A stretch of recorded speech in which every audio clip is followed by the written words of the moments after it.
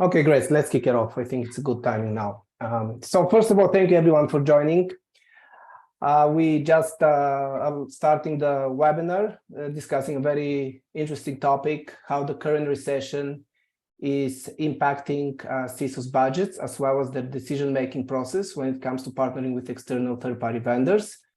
As you can see, we have a few of our great ambassadors who have joined this webinar and are kind enough to give us 30 minutes of their immensely valuable time to educate us and to give us their insights on these very critical topics at this point in time.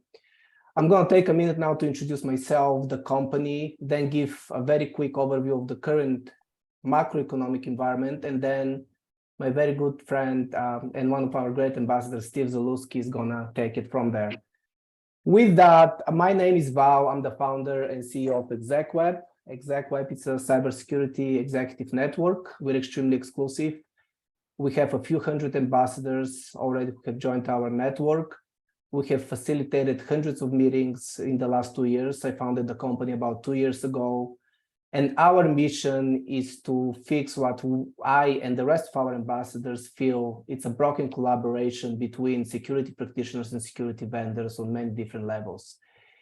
And the way we do that is by facilitating very authentic and genuine one-on-one virtual meetings and virtual roundtables on demand. The way we think about this is that all of us in the cybersecurity industry have to think about it as being members of the same cause in the same village and having the same enemy, which is obviously the hackers, and we're mutually dependent on each other.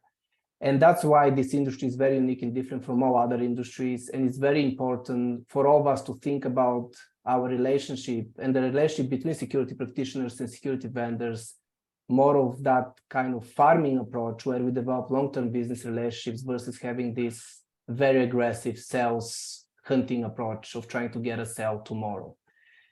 And with that, I just want to take another minute to give the macroeconomic take on my personal take and that of much more important people like Jamie Dimon, for example, recently at Davos, the CEO of JP Morgan, who arguably has one of the most extensive views of the US economy, given the hundreds of millions of people who are clients of JP Morgan.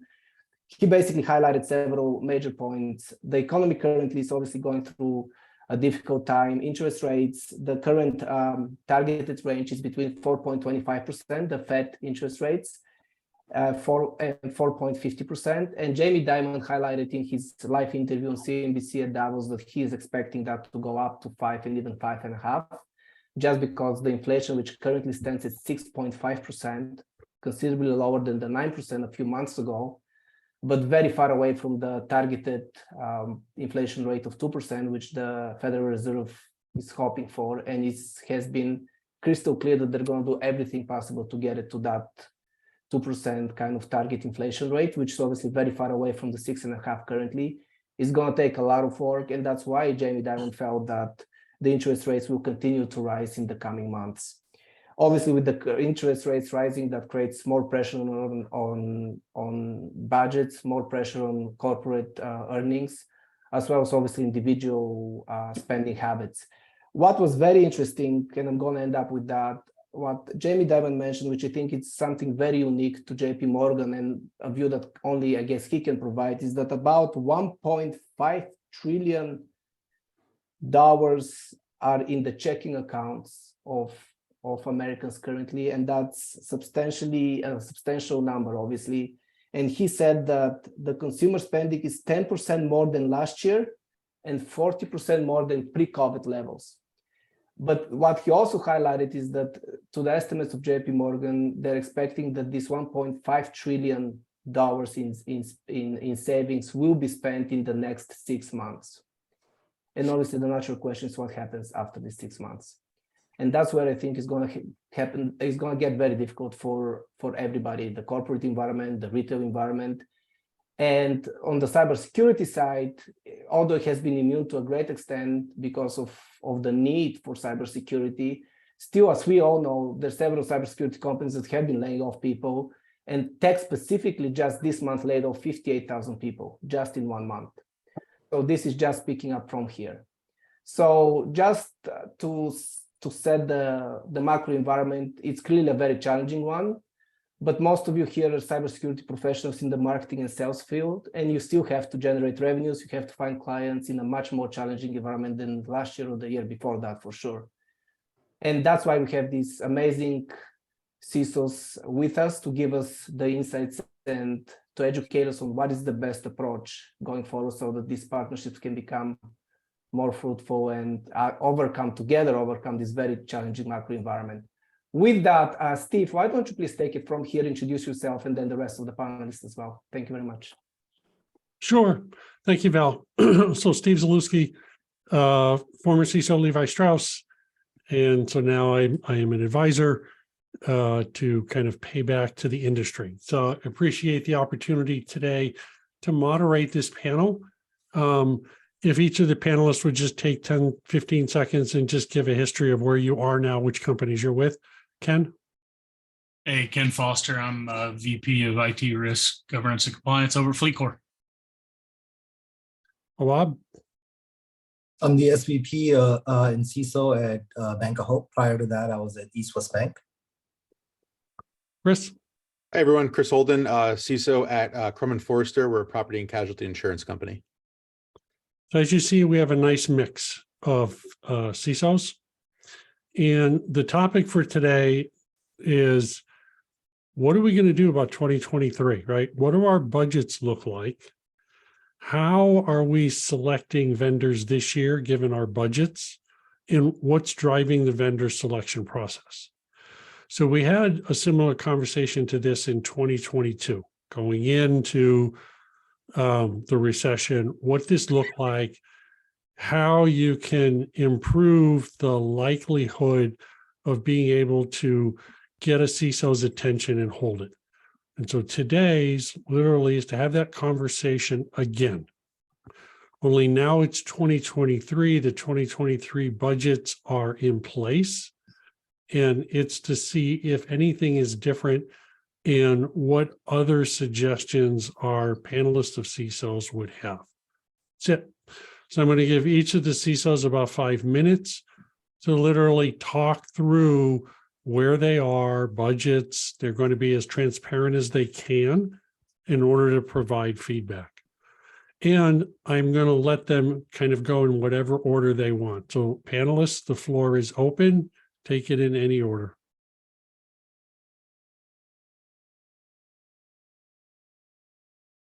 Look at the enthusiasm. Go ahead. I was going to say, nobody's wanting to step on anybody. Go ahead, Chris, start us off. Yeah, I can go first and step it off. So fortunately in our industry and our company specifically, recession-wise, we have not felt some of the impacts that you read about in the news, right? We're still financially in a very good, strong position. And as well as the cybersecurity outlook for us is, at the end of the day, my directive from my boss, and I'm very fortunate, I report directly to the CFO, right? So typically when these money questions come up, I learn about it very, very quickly. So we're still in the direction that security is of the utmost importance. We are not naive to the fact that regardless of a recession or not, we still have active cyber threats that we need to work with and remediate against. My situation personally, outside of the recession talk, is and how my budget is coming together this year is, we're relatively, so Crum & Forrester as a company is 200. We just celebrated our bicentennial year. We've been doing cybersecurity in place for about 5-ish years now, right? So it's been a mad rush to bolt on cyber over the last 5 years. And we're taking the step back, the approach and the step back of, we're building up the team a little bit more. We're focusing on that people and process aspect of it to really get the most out of our technology. So understanding what have we purchased in the last 3 to 5 years? What are we not getting as much that we possibly can out of, and really focusing on getting that, right? Shoring up some of the tech debt. I think coincidentally, we're going into recession when I say that, because that was not something driven by the recession by any means, just something over, kind of that first iteration of implementation of a program, focusing now onto the maturity aspect. With that being said, obviously there are still some technologies that we're looking at and vendors that we're speaking to and bringing them in.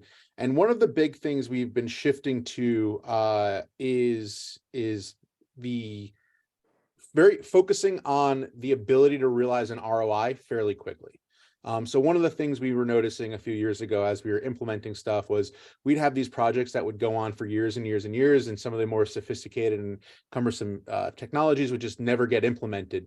So one of the things we stress for is, do we have a path to relatively quick ROI, right? Can we get this purchased, implemented in the next 30, 60, 90 days, and then work on a maturity plan from there?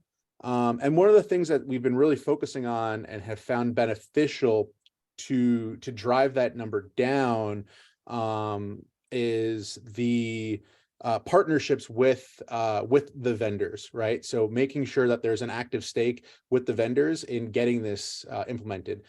We've had vendors in the past that have been, all right, the deal's signed, the purchase, here's access to your environment, download the agents, and we'll see you next year at renewal time, right? Like, there is zero appetite for that anymore. We're really looking for partnerships. And even in some cases, right, like I mentioned earlier, I think that we have somewhat of a lean team, right? So we have, I have people that are responsible for multiple domains, adding on some services. We made a pretty big technology purchase last year. And without naming vendors, the differentiation came down to both technologies are really good. One of them threw on some MSSP services alongside of it for a competitive price. That's the decision we went with, just because we knew we'd have that. I hate to say it like this, but somebody was going to help hold our hand and show us how to do it, right? It was brand new to us. We didn't have any experts in this particular solution at the time. We need somebody to help augment that. Excellent feedback, Chris. Steve, so I'll maybe go ahead and take that, right? So I completely agree with what Ken was just saying, and then prior to that, Val just also stated the amount of people that were laid off in just the past month, right? Considering that we're a mid-sized organization, we've run very lean, to Ken's point. So we don't have any fat to trim, right? We have what we have, right? So the only way to cut back and maybe save some money would be to, from a financial aspect, would be to actually create efficiency with what we have, right? So I think even in the webinar link itself, it said do more with less, right?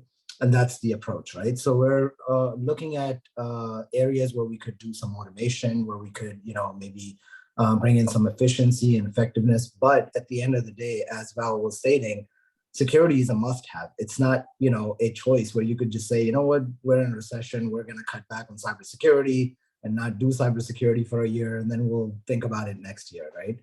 That's not the case. We have to have certain things in place, and the must-haves are very important to identify, right? The like to have, or things that you might want to mature in the future, those you could postpone during the recession time, right? And to Ken's point, look for the immediate return on investment, right? Set those use cases, 3, 4, whatever use cases those are, and in the 90 days, put that in, and then you can work on maturity. A lot of times we, as technologists, get stuck in putting in technology from beginning to end, right? And that end might be 3 years from now, just based on maturity, or 2 years or 1 year, right? That approach in this kind of economy does not work, right? You want to have immediate return on investment, and that's where the 60, 90 day, measure come into play, right? So that's just my 2 cents on top of what Ken just said. All right, Ken. Yeah, I mean, echoing their points, but one of the big things is going back and looking at, I think this is an opportune time that we're all taking a step back and going, what projects are absolutely going to move the needle, right? So now we're looking at, maybe there were some strategic projects or things we wanted to do that were kind of long-term roadmap type things. And now we're backing up and going, okay, let's only look at the things that are absolutely required of us to do, that are actually going to move the needle on reducing risk, or, trying to make the world a little safer place. So you got having a good approach to that. I think it's also accelerated. I think Chris brought up some tech debt, right? I think it's also accelerated the process of quickly evaluating what tools we have in place, where there's overlap, where can we maybe move something out that's not doing as well as it should be doing, and really streamline and make our whole operation more efficient. And I think looking at programs or projects that were already in process to make us more efficient, automate more, those move to the top, because, you know, it's hard to add people right now. Or a lot of us probably, you know, a lot of us have went, especially in the larger enterprises, a lot of us went through some layoffs at the end of the year, right? So we've all went through staff reductions, and or we're asked to delay backfills on open positions and things like that. So I think now you've got to look at it and go, okay, are the plans we have in place and the way we're running these projects actually getting us on the right path to get away from needing more bodies to throw at it, right? Have we planned this out? Have we done this in a way that allows us to move these processes to a more efficient, more automated way? And are we reviewing those processes that allow them to be automated, right? You know, I've said this a lot, automating a bad process just makes it shitty faster.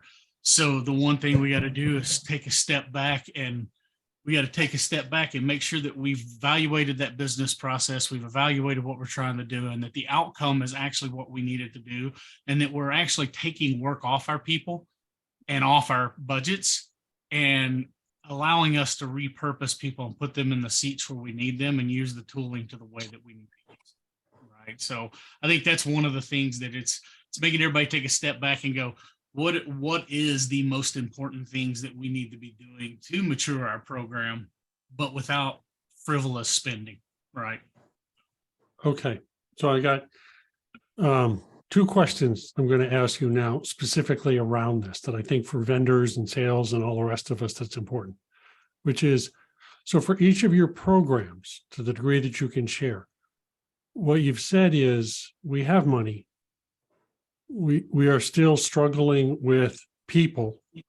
And so efficiency of the process is where we're spending our time. That's got to be the 30, 60, 90-day payback is on processes that are inefficient that we need to make more efficient. That's what I heard clearly. I want everybody out there to go, that's true. Now, effectiveness. So then the real challenge is, for your programs, what is the effectiveness that you want to achieve where you're using automation to get more efficiency? To your point, I need to either redeploy resources to get a better ROI, or where you're trying to drive efficiency, what is the effectiveness you're trying to accomplish, right? What area of the program is it that you need more effectiveness, that efficiency is the way that you're trying to do that? So could you share where your effectiveness focus is for each of your programs? I can give you an example, Steve. Oh, sorry. Yeah, go ahead. Ken, go ahead. Okay, thanks, Ken. So an example I'll give you is like, and this is not even automation. I agree with Ken. If the process is bad, don't automate it, because you're just going to have problems. The example is that, with emails that are being quarantined for phishing or spam, a lot of times information security team would review it, right, upon request, and then return it back to the individual that, was the recipient. But, a lot of times you don't have the context, right? And maybe you're just reviewing way too many emails for no reason. In that case, doing self-service, right, and sending out a quarantine notification to the employee and saying, hey, these are the 5 emails today that were quarantined for you. We have a very low risk score on these. You can go ahead and release them if you feel that these emails are, a value to you, right? So a self-service type of thing, or like, password resets, for example. If you can allow self-service with a, level of security control with MFA and such, then, of course, do that, because that takes off a lot of work off your plate to then go focus that same, energy on something else. So that's, from my perspective, an example of effectiveness where you could, kind of fan out the workload, right? Cool. Yeah, to add to that, I think those are all great points. I would also add for us, I know we're very much focusing on what, like you said, with the automation of those manual tasks. One of the big issues for us is, governance and compliance, right? Making sure that, great, we deploy the technology, but let's make sure that the health and the that tool is also working long into the future. So that's a huge thing we're looking for as well in all of our vendors and all of our technologies. Okay, great, you're going to help us get in place. How do we know that we're operating as effective as possible 6 months, a year, 2 years, 5 years after implementation, right? So having, whether that's offering vendor health checks coming down the road annually or every 18 months or whatever it is very, very valuable. But ideally also automation of that, right? If there's an alerting mechanism built in that says, hey, this is slipping or this is gone, right? That's paramount as well. Yeah, and to piggyback off that a little bit, I think the biggest part of that is you better have a way planned out to measure what the effectiveness of your program is, right? So, one of the things I'm passionate about is being able to look at your program from a risk-based standpoint, put together some metrics that are going to allow you to actually measure it and allow actually put together what that outcome is, right? Because it's difficult, especially when the budget, the belt's been tightened and everybody's running as lean as possible. It's very difficult to go out there and just grab the industry is seeing X, the vertical you work in is seeing X, and everybody's spending this. So that benchmarking, although it gives you a baseline, now you've got to be able to go in and look at things that matter to you and what you understand about the capabilities of your program, how you're going to be able to look at that, how you're going to be able to measure it, and then you can establish what those outcomes are, right? So you got to be able to measure this and report on it, because if you can't tell a good story on why you're spending money to protect revenue, then you're always being seen as that cost center cost that doesn't, I've heard it put this way by a CEO before, it's a 0-calorie diet.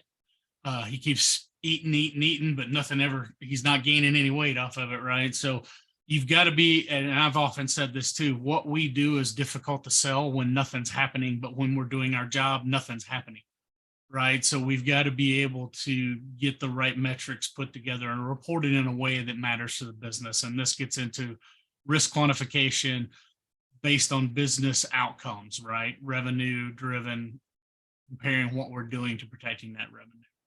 And then I want to echo the other part of that. I want to echo is when we're looking at vendors, right? And this is going to get into something that I have always had a lot to say about over the years. Is there's a difference between a vendor and a partner.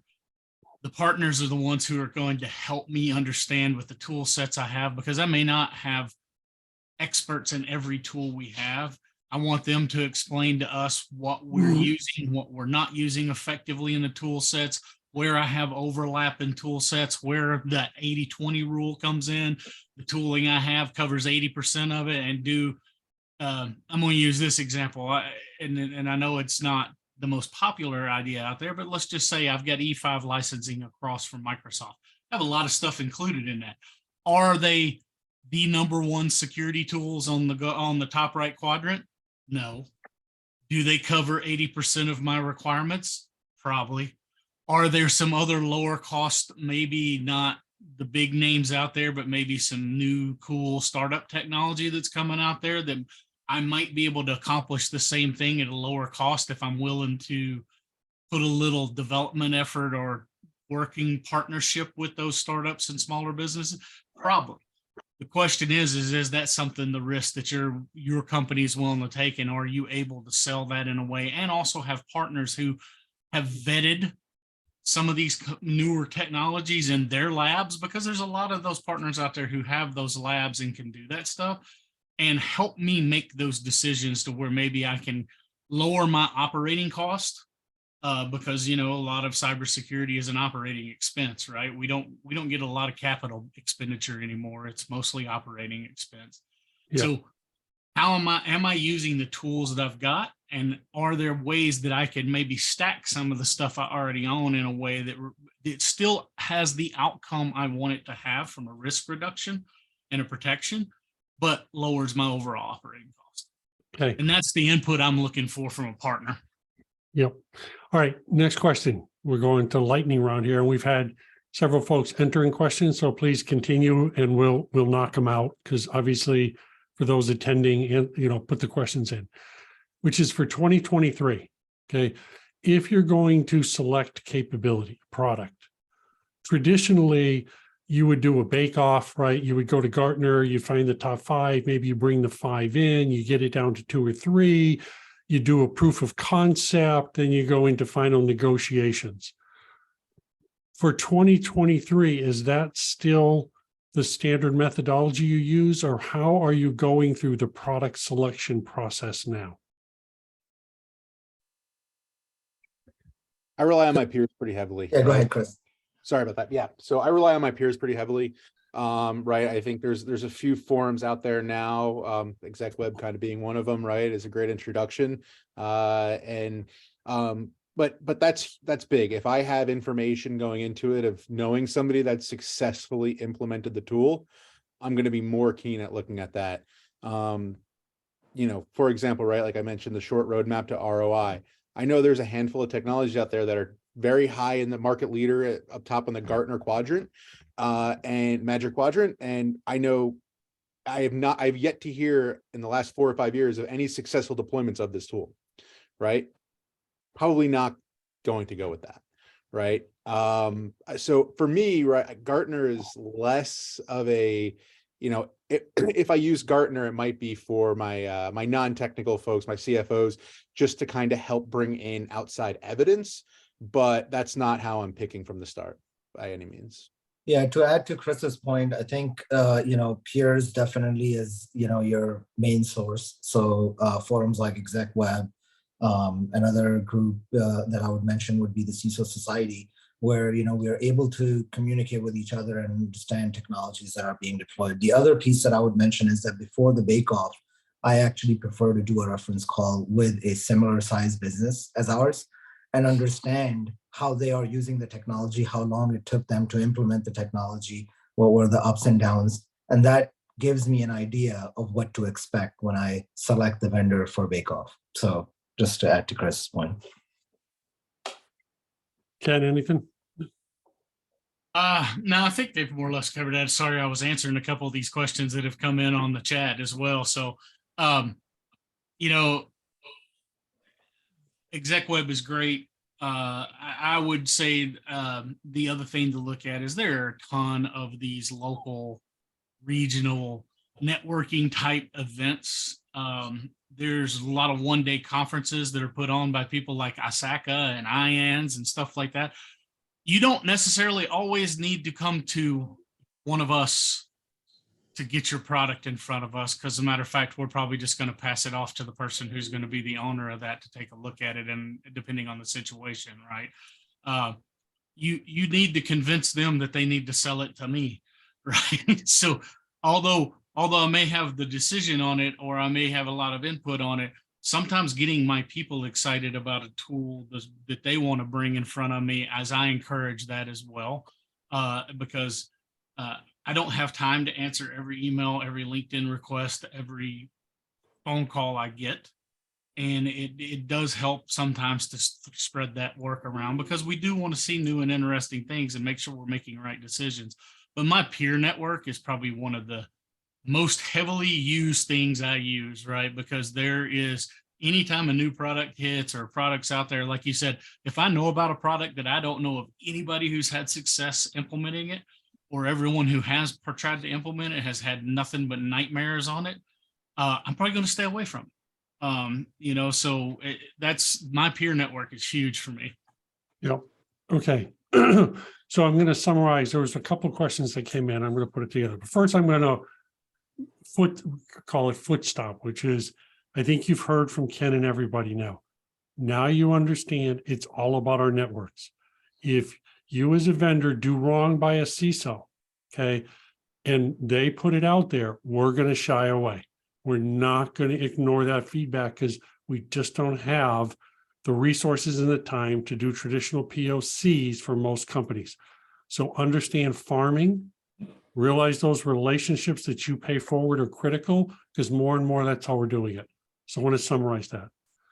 Next one, which was everybody's trying to understand ROI and risk quantification, risk impact, whatever. Okay. So everybody's trying to figure out, how are you establishing that value proposition to your executive team? I call it, what kind of CISO are you? Are you a technical CISO, a cyber risk CISO, or a business risk CISO? So what I'd like each of you to do is, for the last project that you brought technology for, how did you quantify that risk or that ROI? What was it that you used to make that decision?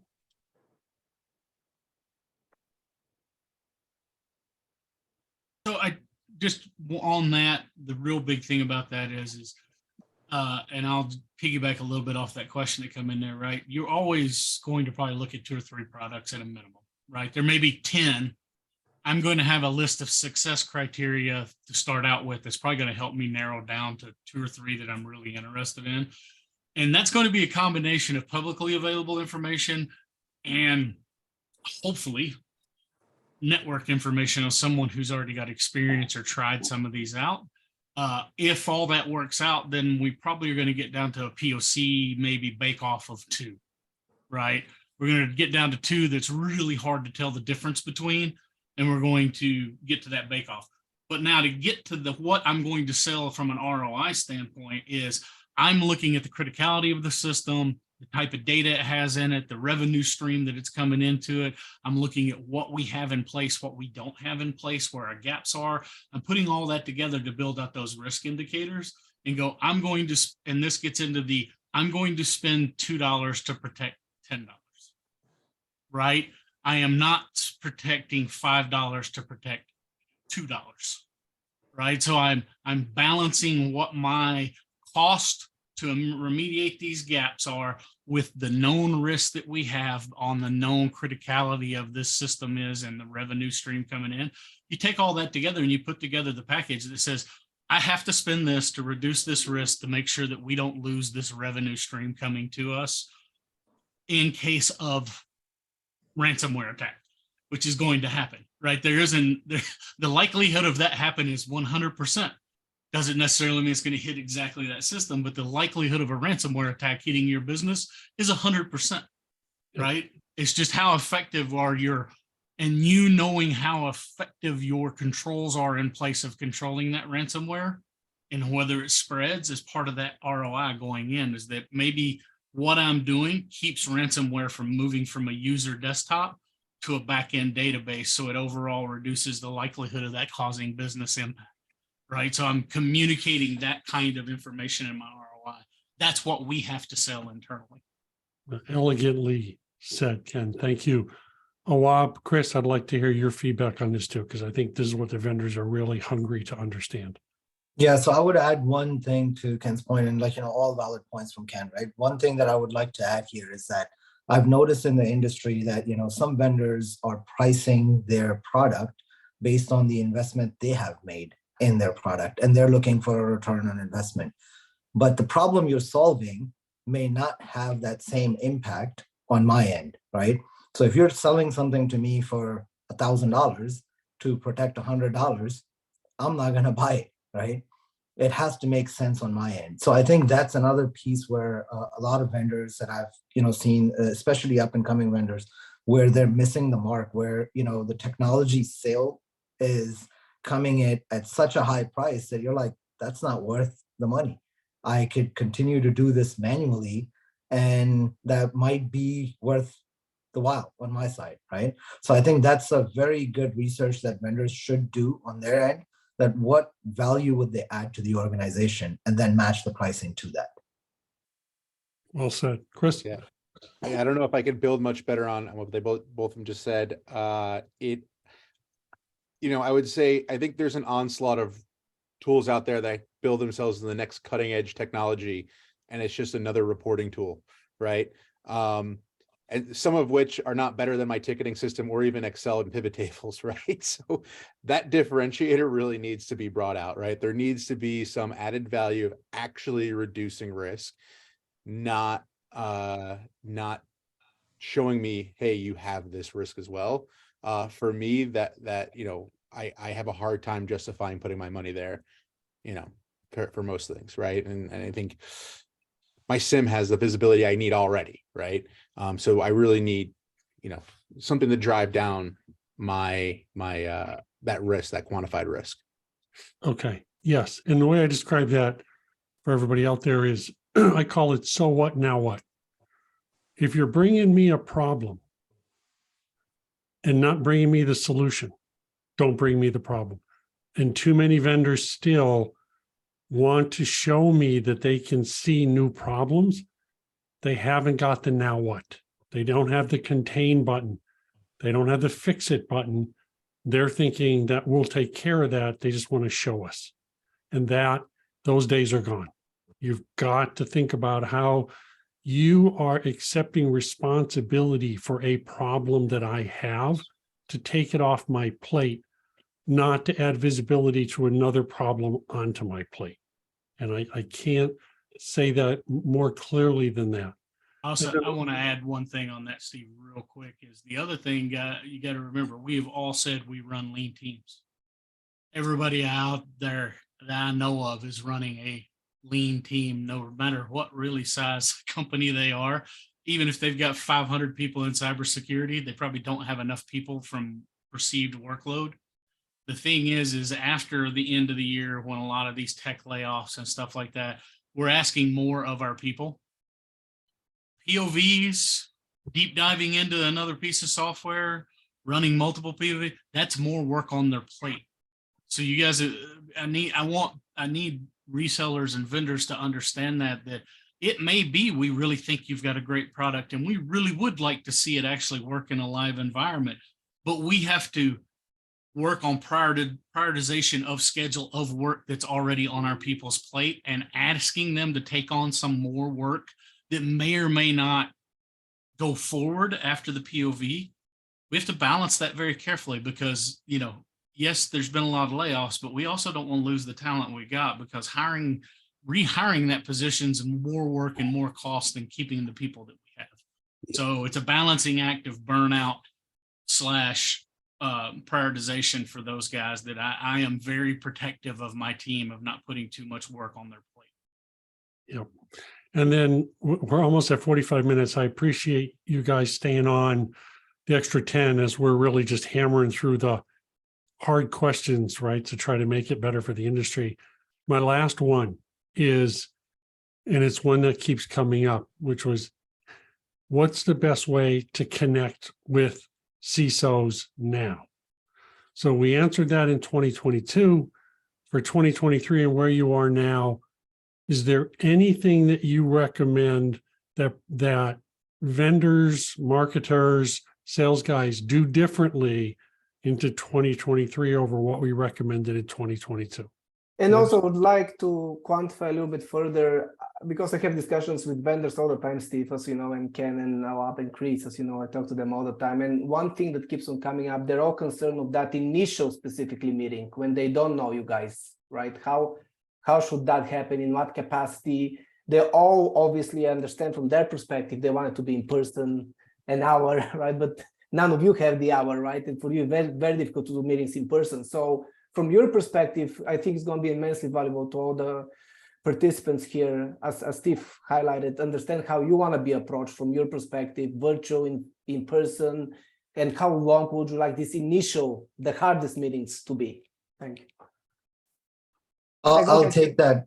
I'll Okay. take that, Val. So one thing I would say is that, since I started working with Val and Execweb, one thing that I've noticed is that I put out the problems that I want to solve, right? So Val takes that information, and then the vendors that are part of Execweb, say, hey, I can solve this problem.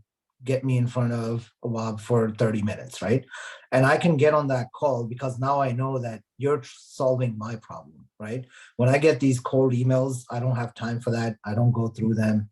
Sometimes they are very catchy, so yeah, they might catch my eye, but it does not land me meeting with them, right? Because that's not the problem that I'm looking to solve at that point. So I think, you know, that approach of understanding what the problem is that the CISOs are trying to solve, and then coming in front of them is better, because it is better use of my time, better use of your time from a vendor perspective. So that's just my take on that, right? Those cold emails, LinkedIn connects, I ignore all of that. It's just too much. Agreed. Yeah. The calls, I saw somebody mention the blocking of the calls. You get 2 phone calls to me without a voicemail and you're blocked. So and LinkedIn, it's just not possible if I had to keep up with LinkedIn. I've missed personal messages of people I want to talk to because I just get inundated there. And I think, you know, it's just, I'm the same way though. Somebody through Execweb, somebody that can filter out what I need.